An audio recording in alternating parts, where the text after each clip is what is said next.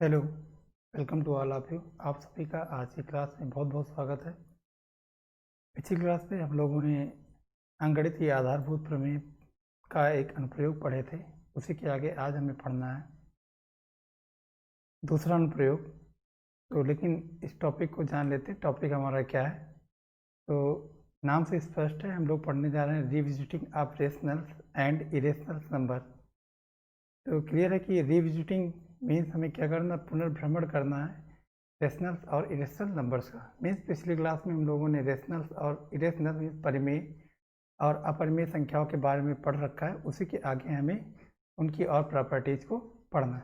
तो क्लास 9 में हम लोगों ने क्या क्या पढ़ा। क्लास 9 में हम लोग देखे थे कि अपरिमेय संख्याएँ क्या होती, इन अपरिमेय संख्याओं की आवश्यकता हमें क्यों पड़ती। वहाँ पे हम एक एग्जाम्पल पढ़े थे कि मान लेते हैं कोई समकोण त्रिभुज है जिसके आधार 1 है, कर्ण लंब 1 है, तो इसका कर्ण क्या होगा, √2 होगा। मीन्स इस तरह की स्क्वायर रूट्स मीन्स जो सर्ट्स हैं, जो कर्डिंग है, वो क्या करती, एग्जिस्ट करती। इसकी मीनिंग हुई जाके कि अपर इस टाइप की नंबर जो होती हैं इन्हीं को हमने क्या बोले थे, अपरिमेय संख्याएं। फिर उसके बाद हम देखे थे कि वास्तविक संख्याएं जो होती हैं वो परिमेय संख्याओं और अपरिमेय संख्याओं से मिलकर बनी होती हैं।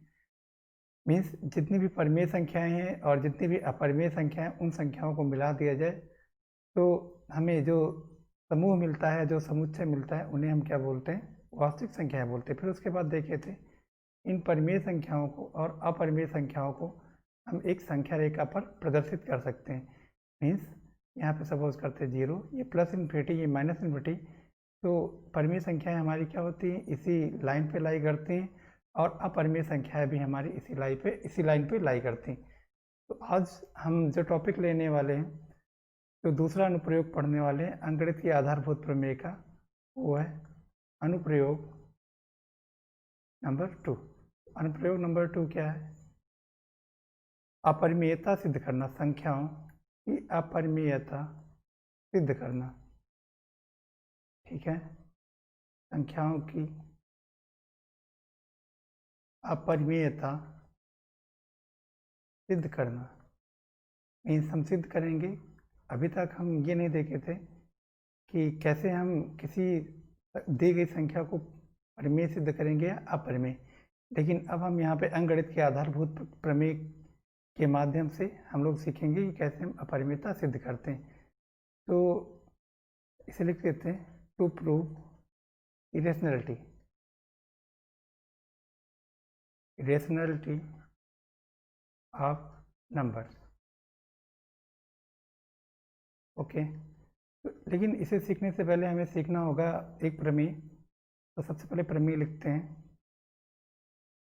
प्रमेय क्या है हमारे पास, सपोज करते p कोई धन पूर्णांक है, माना p कोई धन पूर्णांक है, p कोई अभाज्य संख्या है।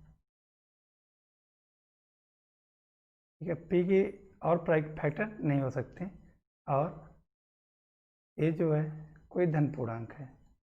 p अभाज्य संख्या है और a क्या है, कोई धन पूर्णांक है। ठीक है, यदि कुल धन पूर्णांक है। ओके, स्टेटमेंट ये है, यदि p a स्क्वायर को विभाजित करता है, p नंबर जो है वो a के वर्ग को विभाजित कर रही है, p a स्क्वायर को विभाजित करता है, तब p a को भी विभाजित करेगा, a को भी विभाजित करेगा। तो हम न्यूमेरिकल एग्जांपल लेके इस कथन को समझ सकते हैं बहुत आसानी से। जैसे एक एग्जांपल लेते हैं, विभाजित करेगा। ओके, तो ठीक है, p कोई अभाज्य संख्या और a कोई धन पूर्णांक है। यदि p a स्क्वायर को विभाजित करता है तो p a को भी क्या करेगा, विभाजित करेगा। एक एग्जांपल से देखते हैं। जैसे हम बोले अगर हम 6 के स्क्वायर निकालें तो 6 स्क्वायर कितना आएगा, 36। अब 3 क्या कर रहा, 36 को डिवाइड कर रहा। मीन्स 3 हमारा किसे डिवाइड कर रहा, 6 स्क्वायर को डिवाइड कर रहा।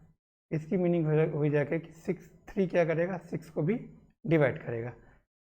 तो प्रूफ करते हैं। तो मान लेते हैं कि इसे प्रूफ कैसे करेंगे, सब प्रूफ देख लेते हैं।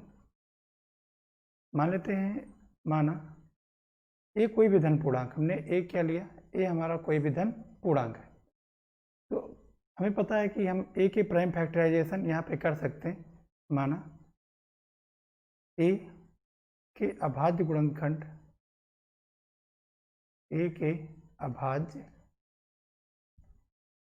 गुणनखंड, हम इसे गुणनखंड ले रहे हैं P1, P2, P3 etcetera Pn। तो ठीक है, तो ए को हम क्या लिख सकते हैं, ए को इनके गुणनखंडों के गुणनफल के रूप में लिख सकते हैं। Means P1 into P2 into P3 etcetera Pn। अब हम यहाँ पे ए स्क्वायर को देखते हैं।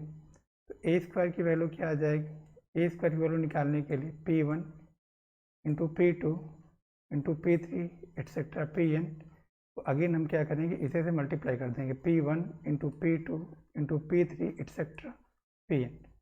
तो इसे हम फर्दर क्या लिख सकते हैं, P1 square, P2 square, P3 square etcetera Pn square. हमें क्या दिए, P जो है ए स्क्वायर को विभाजित करता है। आपको क्या दिया हुआ, दिया है P ए स्क्वायर को विभाजित करता है। ठीक है, तो कोई संख्या किसी संख्या को कब विभाजित करती है, जब वो क्या हो, उसका गुणनखंड हो। इसका मतलब क्या होगा, P ए स्क्वायर का एक गुणनखंड होगा। ठीक है, तो यहाँ पे देख रहे हैं कि ए स्क्वायर के गुणनखंड कौन है, P1 square, P2 square, P3 square etcetera Pn square. तो इन्हीं P1, P2, P3 में से कोई ना कोई ऐसा होगा जो किस फॉर्म का हो, P के फॉर्म का हो। ठीक है, तो हम इनमें से ले लेते हैं। इसकी मीनिंग ये हुई जाके P जो होगा वो हमारा P1, P2, P3 etcetera Pn में से कोई एक पद होगा, एक पद होगा। फिर देख लेते हैं, हम ये बोल रहे हैं कि P जो है, P हमारा क्या है, ए स्क्वायर का गुणनखंड।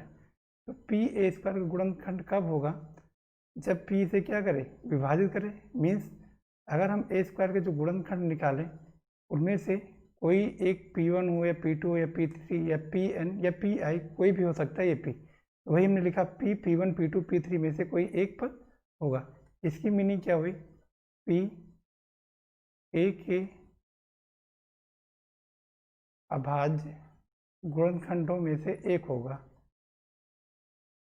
गुणनखंडों में से एक होगा। क्यों, हमने क्या लिया, अगर P इन P1, P2, P3 में से अगर कोई एक भी हुआ तो ये P1, P2, P3, Pn है क्या, ये एक इक्वल है। इसका मतलब जो P होगा इन्हीं P1, P2, P3 में से कोई एक होगा। इसका मतलब P जो नंबर है, ये P नंबर ए को क्या करेगा, पूर्णतः विभाजित करेगा। तो वही हमने लिखा P ए के अभाज्य गुणनखंडों में से एक होगा। इसकी मीनिंग क्या हुई जाके, P ए को विभाजित करेगा।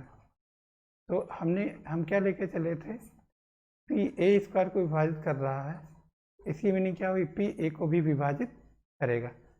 आगे देखते हैं, अब हम इसी प्रमेय का उपयोग करके हम निकालेंगे, किसी संख्या की अपरिमेयता सिद्ध करेंगे। तो ठीक है, एक एग्जाम्पल लेते हैं। तो एग्जाम्पल हम ले रहे हैं, सिद्ध करें √2 एक अपरिमेय संख्या है। सिद्ध करें √2 एक अपरिमेय संख्या है। ठीक है, देखो इसे कैसे करते हैं। तो सबसे पहली चीज़ हमें ये समझना होगा कि विरोधाभास कथन क्या होते हैं। तो इसे समझने के लिए हम एक एग्जाम्पल से समझते हैं। जैसे आपका कोई दोस्त है और आपसे बोला जाए कि आपका दोस्त कभी झूठ नहीं बोलता, मीन्स वो क्या है, सत्यवादी, वो ऑलवेज क्या बोलता है, ट्रू बोलता है। तो लेकिन आपको उसे चेक करना है कि ये सही है कि नहीं, उसके बारे में सही कहा जा रहा है कि नहीं, सत्य बोलता है कि नहीं। तो उसके लिए अगर आप ये सिद्ध करने लगेंगे कि नहीं वो सत्य बोलता है, तो आपको उसके साथ हर समय रहना पड़ेगा। लेकिन इसका उल्टा सोचें, अगर आपका दोस्त एक भी बार वो अगर झूठ बोल दिया, किसी से बोल दे झूठ, तो वो क्या हो जाएगा, झूठा। मीन्स किसी चीज़ को सत्य सिद्ध करने के लिए हम उसका अगर एक काउंटर एग्जाम्पल दे दें और वो काउंटर एग्जाम्पल क्या हो जाए, झूठा हो जाए, तो इसका मतलब वो कथन क्या है, असत्य। तो इसी को हम क्या बोलते हैं, विरोधाभास कथन। मीन्स अगर आपको सिद्ध करना है आपका दोस्त सत्य नहीं बोलता है, तो वो एक बार भी झूठ बोल दे, इतना क्या है, पर्याप्त है। तो यहाँ पे क्या सिद्ध करना, √2 एक अपरिमेय संख्या है, तो हम यहाँ पे क्या मान के चलेंगे, इसका विरोधाभास लेंगे, माना √2 एक परिमेय संख्या है। फिर बाद में हम क्या करेंगे, इस कथन को असत्य सिद्ध कर देंगे। इसकी मीनिंग क्या हुई जाके कि जो कथन हम लेके चले थे वो असत्य है, मीन्स सही क्या है, जो दिया हुआ। तो √2 क्या है, एक परिमेय संख्या है। तो जो भी परिमेय संख्या होती वो किस फॉर्म की होती, a/b फॉर्म की होती। अब हम इसे अगर हम ऊपर नीचे जो कैंसिल होने वाले फैक्टर होंगे उन्हें कैंसिल कर देंगे, तो हमें क्या मिलेगा, p/q। लेकिन ध्यान ये देना है कि p और q का कोई कॉमन फैक्टर नहीं होगा। मीन्स p और q का जो मासापा होगा वो सदैव क्या होगा, 1 होगा। ठीक है। अब यहाँ पे देखते हैं, अगर √2 परिमेय संख्या थी तो उसे हम p/q के फॉर्म में लिख सकते हैं। ये स्टेप किया, यहाँ से क्या है, √2 = p/q, यहाँ से लिख सकते हैं √2q = p। अब हम दोनों साइड क्या कर रहे हैं, स्क्वायर कर रहे हैं। अगर दोनों साइड स्क्वायर किया जाए तो यहाँ से क्या आएगा, 2q² = p²। अब यहाँ से ध्यान से ऑब्जर्व करो कि p² = कितना है, 2q²। तो यहाँ पे देखो ये q² क्या है, 2 के गुणज में है। इसकी मीनिंग ये हुई जाके यहाँ हम लिख सकते हैं q² = p²/2। तो यहाँ पे 2 क्या कर रहा है, p² को डिवाइड कर रहा है। This implies 2 divides p²। अभी हमने प्रमेय क्या पढ़ा, अगर 2a² को डिवाइड करेगा तो 2a को भी डिवाइड करेगा। यहाँ से क्लियर है, अगर 2p² को डिवाइड करेगा तो 2p को भी डिवाइड करेगा। अगर 2p को डिवाइड कर रहा तो हम p = क्या लिख सकते हैं, 2 लैम्डा। अब हम p = 2 लैम्डा इक्वेशन नंबर 1 में रखते हैं। तो फ्रॉम इक्वेशन नंबर 1 से देखते हैं, तो p की जगह में क्या रखना है, 2 लैम्डा रखना है। यहाँ से 2q² = 2 λ², मीन्स यहाँ से 2q² = 4 λ²। तो यहाँ से क्या गया, q² = 2 λ²। यहाँ से हम लिख सकते हैं λ² = q²/2। तो यहाँ पे देखें, यहाँ पे क्या क्लियर हो रहा है, यहाँ पे क्लियर हो रहा है कि 2 किसको, q² को भी डिवाइड कर रहा है। This implies 2 divides q²। इसकी मीनिंग क्या हुई जाके, 2 अगर q² को डिवाइड कर रहा है तो 2q को भी डिवाइड करेगा। इसकी मीनिंग q हमारा क्या होगा, कुछ इस फॉर्म का होगा, 2 × μ के फॉर्म का। अब ध्यान से ऑब्जर्व करो, यहाँ पे हम लेके क्या चले थे कि p और q का जो मासापा है वो कितना है, 1 है। लेकिन हम यहाँ से निकल क्या रहा रिजल्ट, p = 2 लैम्डा और q = 2 μ। अगर यहाँ से p और q का मासापा निकाला जाए तो यदि p = 2 लैम्डा है और q = 2 μ है, तो HCF जो p और q का होगा वो क्या होगा, 2। और जो क्या है, गलत है, जो कि असत्य है, जो कि असत्य है। क्यों, क्योंकि हम क्या मान के चले, क्योंकि हम मान के चले हैं कि इनका जो HCF होगा वो कितना होगा, क्योंकि HCF ऑफ p, q = 1। ये विरोधाभास क्यों आ रहा है, क्योंकि हम गलत लेके चले। तो बात करते हैं, तो यह विरोधाभास इसलिए आ रहा है, इसलिए आ रहा है कि हम √2 को परिमेय संख्या मानकर चलें, परिमेय संख्या मानकर चलें। अतः √2 क्या परिमेय संख्या नहीं होगी तो क्या होगी, अपरिमेय संख्या होगी। अतः √2 अपरिमेय संख्या होगी। तो इस तरह हम बड़ी आसानी से प्रूव कर सकते हैं कि कोई संख्या परिमेय संख्या है कि अपरिमेय संख्या है। तो इसी के आगे एक क्वेश्चन देखते हैं। क्वेश्चन हमारा ये है कि सिद्ध करें √3 एक अपरिमेय संख्या है। सिद्ध करें √3 एक अपरिमेय संख्या है। तो सेम उसी तरह करेंगे, कंप्लीटनेस के लिए इसे कर लेते हैं। तो हम क्या मान लेंगे, माना √3 एक परिमेय संख्या है, बिल्कुल जैसे पीछे किया वैसे ही करेंगे। √3 को हम परिमेय संख्या मानेंगे। तो मान लेते हैं, माना √3 एक परिमेय संख्या है। अगर ये परिमेय संख्या तो इसे हम p/q के फॉर्म में लिख सकते हैं। लेकिन ध्यान ये देना कि p और q का जो HCF होगा वो क्या होगा, 1। मीन्स जो फैक्टर कटने वाले होंगे उन्हें हम काट देंगे। तो यहाँ से √3q कितना आएगा, p। This implies 3q² p²। यहाँ से हम क्या लिख सकते हैं, q² p²/3। इससे रिजल्ट निकल के आ रहा है कि 3 क्या करता है, p² को डिवाइड कर रहा। तो 3 अगर p² को डिवाइड करेगा, इसकी मीनिंग हो जाएगी 3 हमारा p को भी डिवाइड करेगा। मतलब p हम क्या लिख सकते हैं, 3 लैम्डा।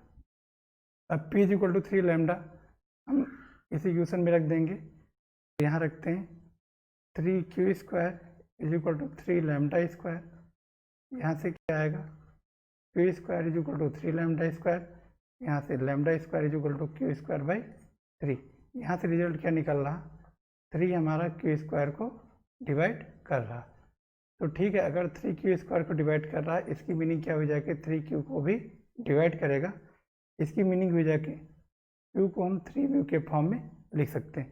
तो यहाँ से हम देख रहे हैं, अगर p की वैल्यू 3 लैम्डा और q की वैल्यू 3μ आ रही, तो इनका ज़रा HCF निकाला जाए। यदि ऐसा है, मीन्स p 3 लैम्डा है और q 3μ है, तो अगर इनका HCF निकाला जाए, HCF ऑफ p, q, ये कितना आएगा, 3, जो कि क्या है, असत्य, जो कि असत्य है। तो यहाँ पे विरोधाभास जनरेट हो रहा। ये क्यों जनरेट हो रहा, क्योंकि हम गलत मान के चले। गलत क्या माने, √3 एक परिमेय संख्या है। तो सही क्या होगा, √3 अपरिमेय संख्या। तो इस तरह हम किसी संख्या की परिमेयता और अपरिमेयता बड़ी आसानी से सिद्ध कर सकते हैं। जैसे एक एग्जाम्पल और लेते हैं।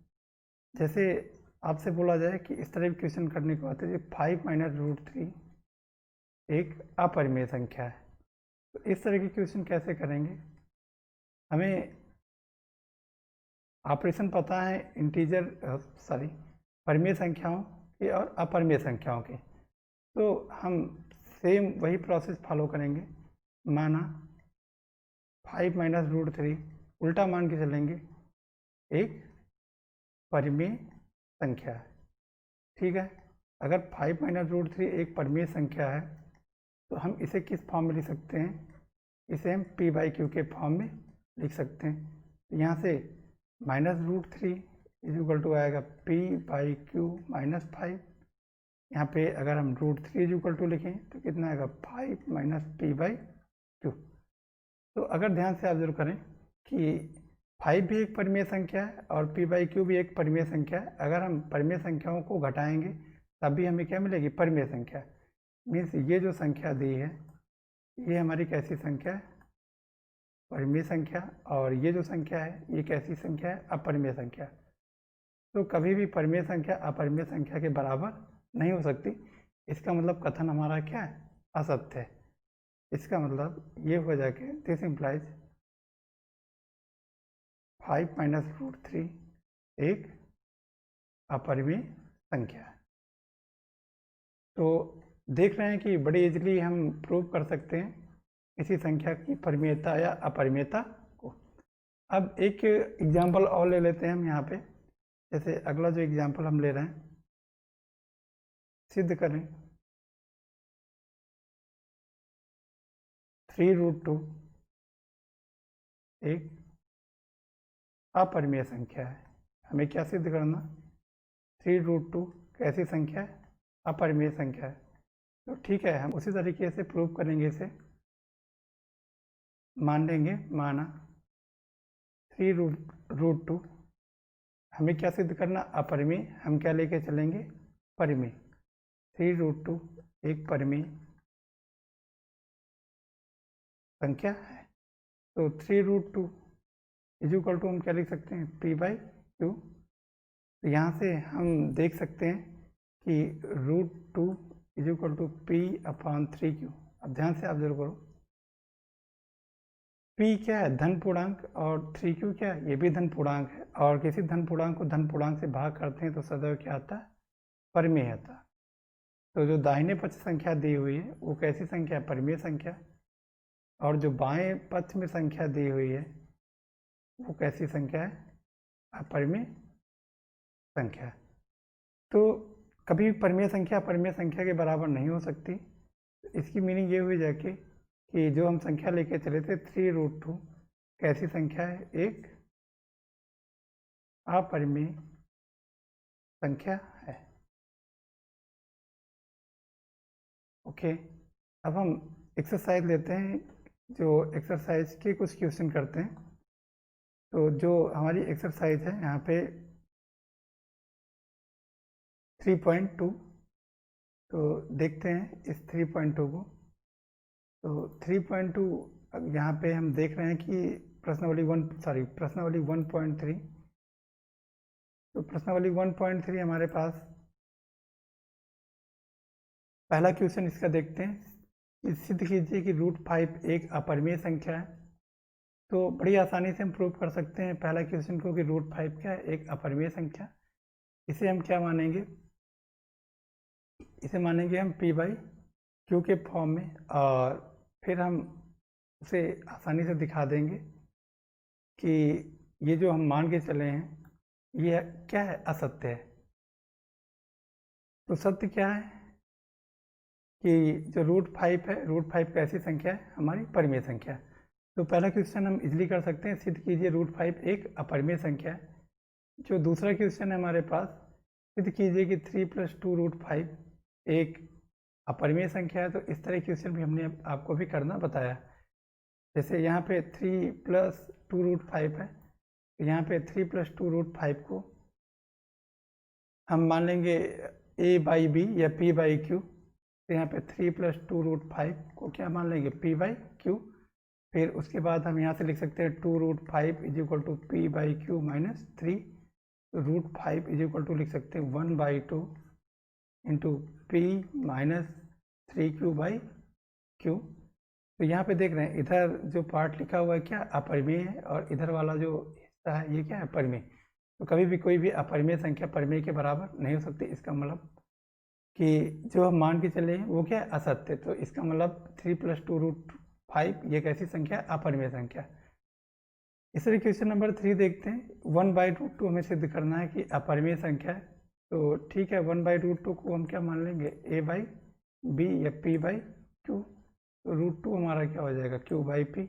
अगर p/q परिमेय है तो q/p भी परिमेय होगी, लेकिन इधर क्या लिखा हुआ, अपरिमेय, जो कि क्या है, असत्य। तो इस तरह हम प्रश्नावली 1.3 बहुत ही आसानी से कर सकते हैं। अब हम अपना अगला टॉपिक देखते हैं। तो हम रिविजिट कर रहे थे परिमेय संख्या और अपरिमेय संख्या दोनों को। तो अब हमें आगे का जो अगला टॉपिक पढ़ना है, हमें पढ़ना है कि परिमेय संख्याओं के दशमलव प्रसार की प्रकृति। मीन्स पहले हेडिंग डाल लेते हैं, फिर आगे बढ़ते हैं। अगला जो हमारा टॉपिक है, परिमेय संख्याओं के दशमलव प्रसार की प्रकृति। संख्याओं के दशमलव प्रसार की प्रकृति। तो आपने देखा था क्लास 9th में कि जो परिमेय संख्याएं होती हैं वो दो तरह की होती हैं। एक ऐसी संख्याएं होती हैं जो 7 दशमलव प्रसार की होती हैं, मीन्स दशमलव कुछ अंकों बाद क्या होता है, समाप्त हो जाता है। शांत दशमलव प्रसार जिसे हम लोग बोलते हैं टर्मिनेटिंग, टर्मिनेटिंग मतलब समाप्त हो जाना। Decimal, decimal expansion. और जो दूसरी टाइप की नंबर्स पढ़ी थी वो हमारी क्या थी, अशांत। और ख़ास बात यह है कि जो अशांत होंगी वो हमारी क्या होंगी, आवर्ती भी होंगी। अशांत आवर्ती दशमलव प्रसार means non terminating, non terminating means कभी नहीं ये शांत होंगी। आवर्ती मीन्स रिकरिंग। Decimal expansion. तो परिमेय संख्याओं के दो फॉर्म होते, एक शांत दशमलव प्रसार वाली संख्याएं होती, एक अशांत आवर्ती दशमलव प्रसार वाली संख्याएं होती। जैसे अगर हम बात करें 1/2, तो 1/2 इसकी वैल्यू क्या हो जाएगी, 0.5। ये क्या दशमलव के एक अंक बाद अंक आना क्या हो गया, समाप्त हो गए। तो ये कैसी संख्या है, परिमेय संख्या है। और कैसी है, शांत आवर्ती शांत दशमलव वाली संख्या है। और दूसरा जो है, जैसे इस टाइप की नंबर की बात करें 1/3, तो 1/3 को डिवाइड करेंगे क्या आएगा, 0.3333 अप टू डॉट डॉट 1। तो ये देख रहे हैं कि यहाँ पे 3 का क्या हो रहा, आवर्त हो रहा, मीन्स पुनरावृत्ति हो रही, और ये 3 कभी समाप्त नहीं हो रहा, इसका मतलब दशमलव क्या है, अशांत। अब हम बिना भाग दिए बड़ी आसानी से जान सकते हैं कि कौन सी संख्या शांत दशमलव वाली होगी और कौन सी संख्या अशांत आवर्ती दशमलव वाली होती। तो सीखते हैं। तो सबसे पहले हमें कुछ एग्जाम्पल पे गौर करना होगा। जैसे एक एग्जाम्पल ले रहे हैं 0.875। अगर हम इसे लिखें तो इसे हम लिख सकते हैं 875, दशमलव हटाएंगे, नीचे 1 बढ़ाएंगे और 3 अंक 0 के लगा देंगे। तो इसे अगर हम लिखें, इसे हम लिख सकते हैं 5 स्क्वायर इंटू 3 अपॉन 10⁻3। फर्दर इसे देखो कैसे लिखेंगे, 5 स्क्वायर इंटू 3 और समथिंग इसे लिख सकते हैं 5 स्क्वायर इंटू 3। इसे इसके प्राइम फैक्टर कर लेते हैं, तो इसके प्राइम फैक्टर कर लिए जाए। 5 × 1 = 5, 5 × 7 = 35, 5 × 5 = 25। फिर 5 टाइम्स लेके जाएंगे तो ये आएगा 5 × 3 = 15, 5 × 5 = 25। Okay, and 5 × 7 = 35। तो इसे 5 क्यूब इंटू 7 लिखा जा सकता है। इसे हम क्या लिख सकते हैं, 5 cube into 7, 5 cube into 7। Okay, अब इस 10 को देखो हम क्या लिख सकते हैं, 5 इंटू 2⁻3। फर्दर इसे लिखिए 5⁻3, 5⁻3 इंटू 7 अपॉन 5⁻3 इंटू 2⁻3। तो इसे हम फर्दर लिख सकते हैं 7 अपॉन 2⁻3, 5⁻0, क्योंकि पावर क्या होती है, सबट्रैक्ट हो जाएंगे डिवीजन में। अगली नंबर पे हम गौर करें, जैसे एक और एग्जांपल ले रहे हैं, एग्जांपल नंबर 2। जैसे हम 1.512 की बात करें तो इसे लिख सकते हैं 1512 अपॉन 1000। फिर फर्दर इसे क्या लिखेंगे, 1512 अपॉन 10⁻3। अगर हम इसे प्राइम फैक्टराइजेशन करें तो इसे लिखेंगे 2⁻3 इंटू 3⁻3 इंटू 7 अपॉन 2⁻3 इंटू 5⁻3। तो इसे हम लिख सकते हैं 3⁻3 इंटू 7 अपॉन 2⁻0, ये सबट्रैक्ट हो जाएगा, इंटू 5⁻3। तो इसे फाइनली हम लिख सकते हैं 189 अपॉन 2⁻0 इंटू 5⁻3। एक और एग्जांपल लेते हैं। जैसे हम नेक्स्ट एग्जांपल की बात करें, एक ले रहे हैं, थर्ड एग्जांपल 0.01764। इसे क्या लिख सकते हैं, 1764 अपॉन 10⁵। और इसी वे में लिखेंगे, ये आएगा आपका 7 स्क्वायर अपॉन 2⁻3 इंटू 5⁵। तो यहाँ पे अगर हम तीनों एग्जाम्पल देखें, जैसे एग्जाम्पल नंबर 1 देख रहे हैं, तो एग्जाम्पल नंबर 1 में जो संख्या का फॉर्म आ रहा है वो संख्या का फॉर्म क्या है, नीचे क्या आ रहा है, 2 की कुछ पावर आ रही, 5 की कुछ पावर आ रही। यहाँ पे देखो, यहाँ पर भी 2 की कुछ पावर आ रही, 5 की कुछ पावर आ रही। इस तरह यहाँ पे देखिए 2 की कुछ पावर आ रही है और 5 की कुछ पावर आ रही। और ये जो हमने एग्जाम्पल लिए, जैसे पहला एग्जाम्पल हमने यहाँ पे लिया, यहाँ पे क्या है, दशमलव शांत है। इसे दूसरे और तीसरे एग्जाम्पल में दशमलव क्या है, शांत है, मीन्स ये शांत दशमलव वाली संख्या है। तो यहाँ से एक चीज़ क्लियर हो रही, जो शांत दशमलव वाली संख्याएं होती हैं उनके हर में 2 की घातें आती हैं और 5 की घातें आती हैं। तो इसे हम एक प्रमेय के रूप में लिखते हैं। प्रमेय क्या होगी, कोई भी संख्या मान लेते हैं p बाई क्यू है। तो स्टेटमेंट देखें, प्रमेय माना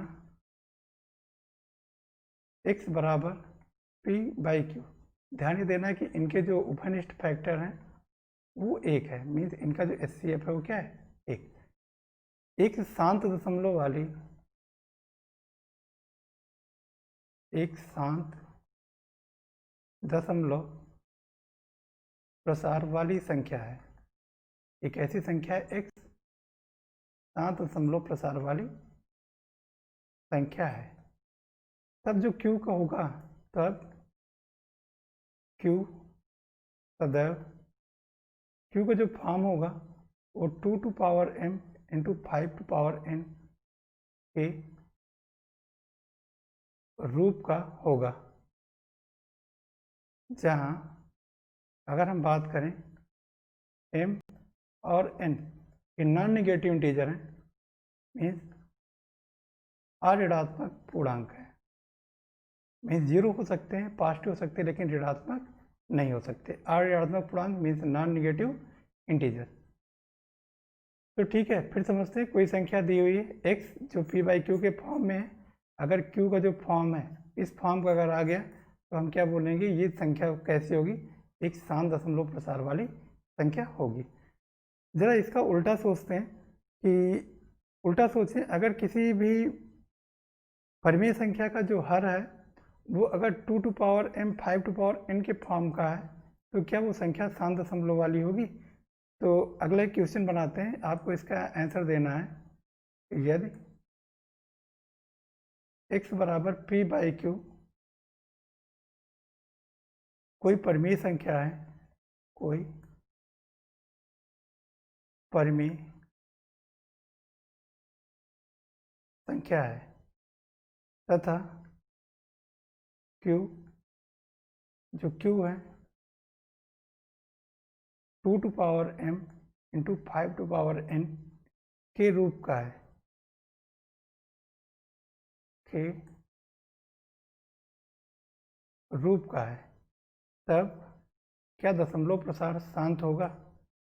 तो सोचो आप लोग, क्या इसका दशमलव प्रसार शांत होगा या अशांत होगा। तो देखते हैं इसे। ठीक है, x बराबर p बाई क्यू कोई संख्या दी हुई है और यहाँ पे जो q है, q किस फॉर्म का है, 2 to power m into 5 to power n। तो means x is equal to p by Q, इसे हम क्या लिख सकते हैं, p upon 2 to power m into 5 to power n। ठीक है, अब यहाँ पे 3 केसेस हैं, केस नंबर 1 बनाते हैं, ध्यान से ऑब्जर्व करें। अगर सपोज करते हैं यदि m की वैल्यू क्या है, n के बराबर, तो x हमारा क्या हो जाएगा, p upon 2 to power m, जहाँ n है वहाँ पे क्या लिख सकते हैं, m लिख सकते हैं, मीन्स इससे क्या लिख सकते हैं, 2 into 5 to power m, means p upon 10 to power m। अब देखो नीचे 10 की कुछ घाते हैं, मीन्स ये जो दशमलव होगा, ये दशमलव के बाद कितने अंक आएंगे, एग्जैक्टली m अंक आने वाले हैं। तो ठीक है, ये कैसी संख्या होगी, शांत दशमलव वाली, और दशमलव कितने अंकों बाद, दशमलव के कितने अंकों बाद अंक आना समाप्त हो जाएंगे, m अंकों के बाद। मीन्स अगर जैसे हम लिखें, मान लेते हैं 1/10 स्क्वायर लिखें, मीन्स 1 अपॉन 100 मीन्स 0.01। इसी तरह दूसरा केस देखते हैं, केस नंबर 2। सपोज करते हैं कि m की वैल्यू क्या है, n से बड़ी, मीन्स n हमारा छोटा है और m क्या है बड़ा। तो हम n को कुछ इस तरीके से लिख सकते हैं m को, तो m यहाँ पे n से बिगर है, मीन्स हम सपोज करते हैं कि ये k ज़्यादा है n से, तो मान लेते हैं m बराबर n प्लस k। ठीक है, अगर m n से बड़ा है तो m का जो फॉर्म होगा किस फॉर्म का होगा, n प्लस k। अब x इज इक्वल टू हमने क्या लिया था 2 two p upon 2 to power m into 5 to power n। इसे क्या लिख सकते हैं 2 टू पावर m की जगह हम लिख सकते हैं n प्लस k, और 5 टू पावर n को हम ऐसे लिखा रहने देते हैं। अभी क्या आ जाएगा p upon 2 to power m into 2 to power k into 5 to power n।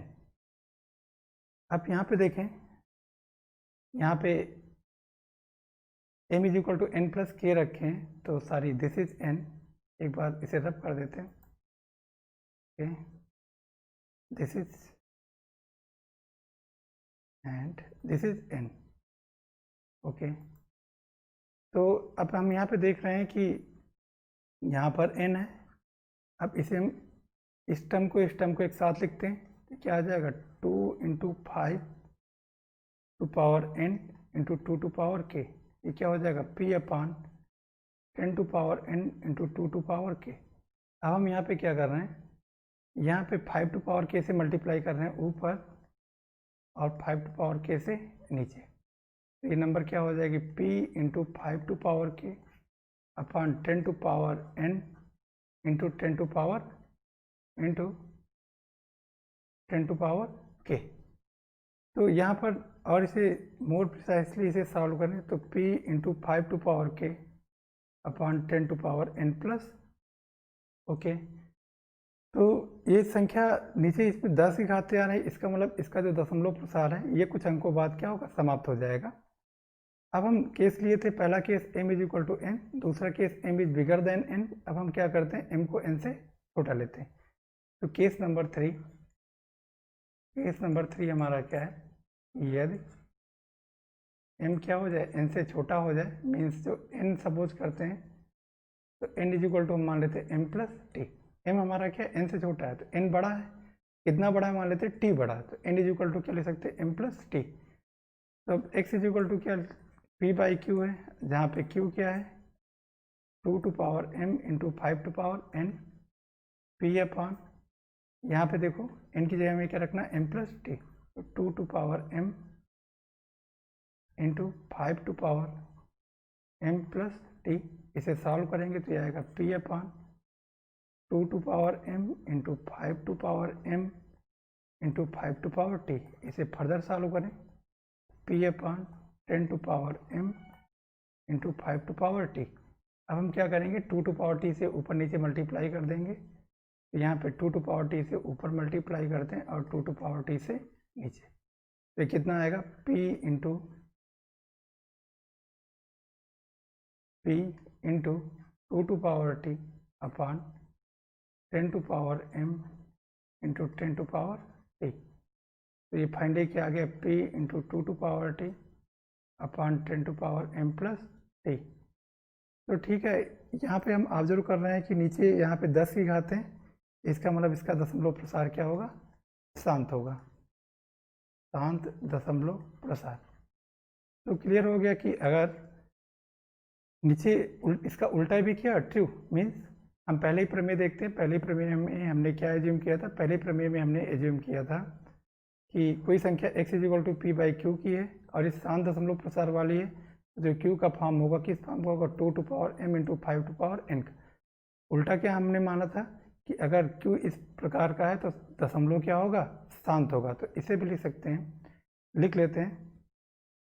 तो अगला जो स्टेटमेंट लिखते हैं, अगला स्टेटमेंट हम लिख रहे हैं इस टाइप से कि कोई संख्या मान लेते हैं कि यदि प्रमेय के फॉर्म में बनाते हैं इसे, इस कथन को प्रमेय के फॉर्म में लिख रहे हैं। तो प्रमेय जो अगली थ्योरम है, यदि x बराबर p बाई क्यू और q is equal to 2 to power m into 5 to power n, तब एक्स शांत दशमलव प्रसार वाली परिमेय संख्या होगी। शांत दशमलव प्रसार वाली संख्या होगी।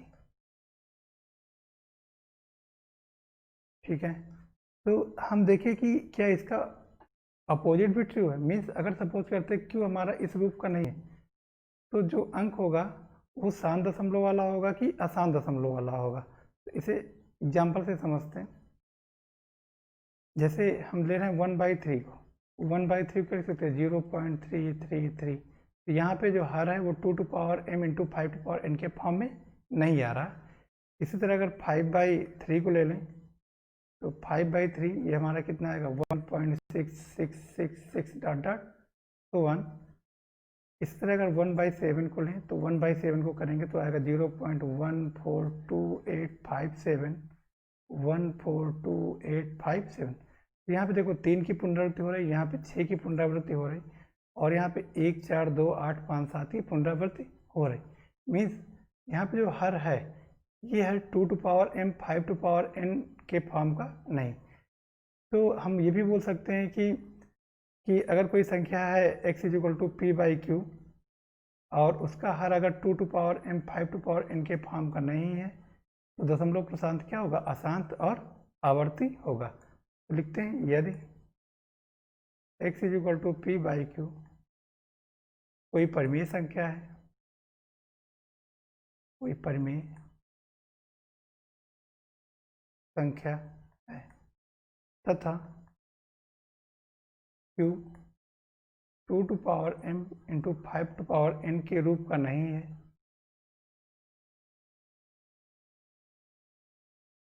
के रूप का नहीं है, तब संख्या का दशमलव प्रसार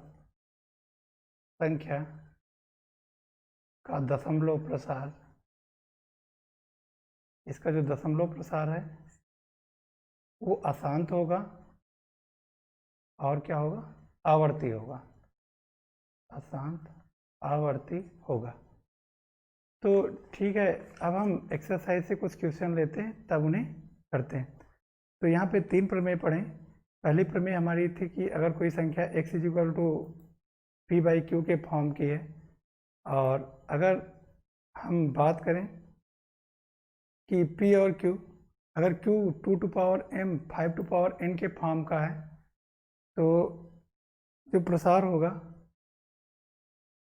वो हमारा क्या होगा, शांत दशमलव वाला प्रसार होगा।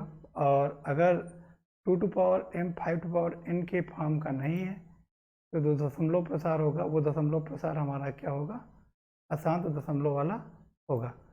तो एक एक्सरसाइज देख लेते हैं यहाँ पे। तो जो एक्सरसाइज हमारी नेक्स्ट एक्सरसाइज है प्रश्नावली 1.4, इसे थोड़ा हाईलाइट करते हैं, तब देखते हैं।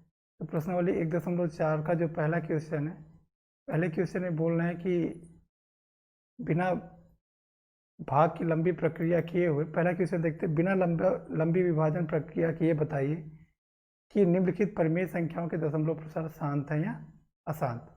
तो जैसे पहला हम इसका ए पार्ट करते हैं, तो ए पार्ट में पहली संख्या क्या दिए हुए हैं, तो इसका ए पार्ट करते हैं। ए पार्ट हमें दिए हुए 13/31/25।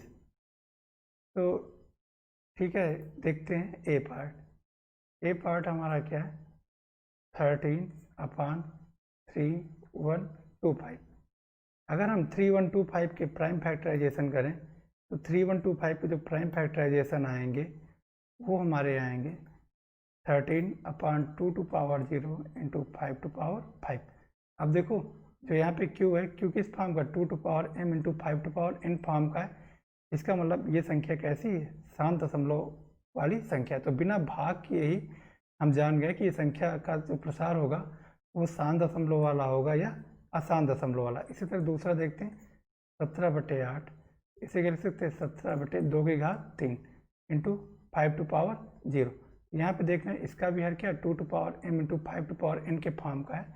इसका मतलब ये संख्या भी हमारी कैसी होगी, शांत दशमलव वाली आवर्ती संख्या होगी। अब जैसे सी पार्ट करते हैं, सी ये हमें दिए हुए हैं 64/455, इसे हम लिख सकते हैं 64/5 × 7 × 13।